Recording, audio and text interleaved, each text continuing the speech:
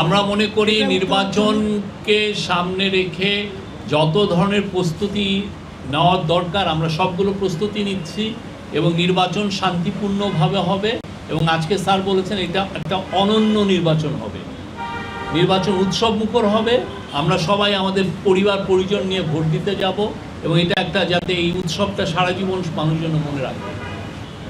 যে পার্টিগুলো ছিল সেই পার্টিগুলো হচ্ছে এবি পার্টি, নাগরিক ঐক্য, গণসংহতি আন্দোলন, গণ অধিকার পরিষদ, এলডিপি, ইসলামী আন্দোলন বাংলাদেশ, জাতীয় গণফ্রন্ট ও হেফাজতে ইসলাম বাংলাদেশ। তারা আসলে কি ডিসকাস করেছে অলরেডি আমার ধারণা যে আমাদের সাথে সেটা অলরেডি শেয়ার করেছে এখানে। তো আমি চিফ অ্যাডভাইজার যা বললেন সেটা আবারও জানাচ্ছি।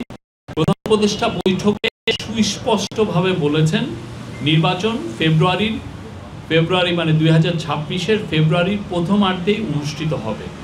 সুষ্ঠু ও উৎসবমুখর নির্বাচনের জন্য রাজনৈতিক দলগুলোর কাছে তিনি পরামর্শ চেয়েছিলেন মিটিংয়ে।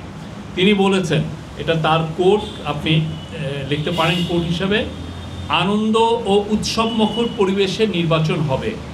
জীবনে কখনো ভোট দিতে পারেনি তাদের জন্য এই নির্বাচন ভালো অভিজ্ঞতা তাদের জন্য এই নির্বাচনে ভালো অভিজ্ঞতা দিতে হবে। যারা ভোট দিতে গিয়ে তিক্ত অভিজ্ঞতার সম্মুখীন হয়েছেন পূর্বে তাদেরও ভালো অভিজ্ঞতা দিতে হবে।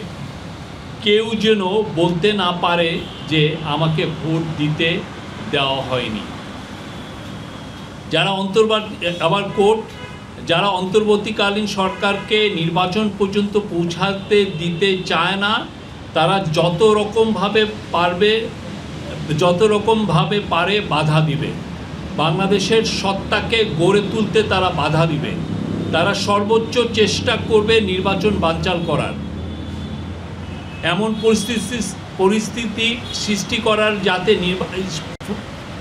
পরিস্থিতি সৃষ্টি করার চেষ্টা করবে যাতে নির্বাচন না হয়। এগুলোর কিছু কিছু লক্ষণ এখন দেখা যাচ্ছে, সামনে আরও আসবে। এই জন্য আমাদের আরও সতর্ক হতে হবে। আমাদের চেষ্টা হবে নির্বাচন করার এবং নির্বাচন ফেব্রুয়ারির প্রথমার্ধে অনুষ্ঠিত হবে। নির্বাচিত সরকারের হাতে আমরা ক্ষমতা হস্তান্তর করব। এবারে নির্বাচন অনন্য নির্বাচন, এটা অন্তর্বর্তীকালীন সরকারের নির্বাচন নয়, এটা এই দেশের সকল মানুষের, সকল রাজনৈতিক দলের নির্বাচন। এই নির্বাচনের আকাঙ্ক্ষা হলো ভবিষ্যতের বাংলাদেশ নির্মাণের। এই নির্বাচন হবে নিজেদের পায়ে দাঁড়ানোর সাহস অর্জনের, নিজের ভঙ্গিতে দেশ পরিচালনার নির্বাচন। এই নির্বাচন অন্য কোনো দেশের থাবা মারার কোনো নির্বাচন এই নির্বাচনে অন্য কোনো দেশের থাবা মারার কোনো সুযোগ যেন না থাকে। আমরা এই নির্বাচন আয়োজনে আপনাদের সর্বাত্মক সমর্থন চাই। উনি আবার বলেছেন, প্রতি পদে পদে বাধা আসবে, সবার মনে দ্বন্দ্ব তৈরি করার চেষ্টা করবে। আমরা যেন সঠিক থাকি, স্থির থাকি, সবাই একসাথে সহযোগিতা করি। এই ছিল ওনার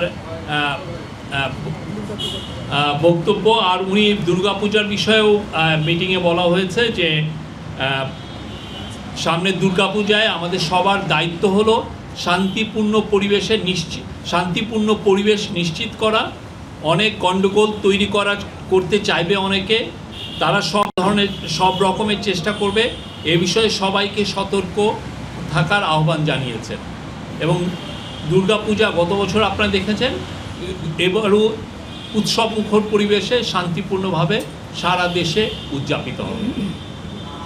আর একটু মিটিং শেষে নুরুল হক নূরের ওয়াইফ মারিয়া আক্তার, নূরের দুইজন সহকর্মী রাশেদ খান এবং হাসান আল মামুন আমাদের চিফ অ্যাডভাইজারের সাথে দেখা করেন। মিটিংয়ে নূরের ওয়াইফ তার স্বামীর স্বাস্থ্যের একটা আপডেট দেন এবং নূরের ওয়াইফ এবং তার সহকর্মীরা বলেন যে নূরের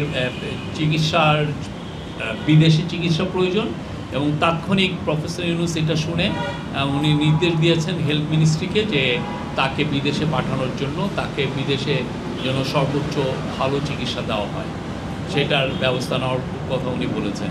আর হচ্ছে যে সভায় ওইখানে ল অ্যাডভাইজার ছিলেন আসিফ নজরুল, অ্যাডভাইজার আদিলুর রহমান খান এবং রিজওয়ানা হাসান ছিলেন।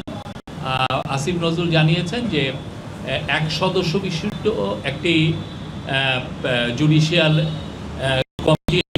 কমিটি করা হয়েছে, এটার নেতৃত্বে থাকবেন জাস্টিস আলী রেজা। এটার গ্যাজেট আমরা আশা করছি আগামীকালের মধ্যে এটা পাবলিশ হবে।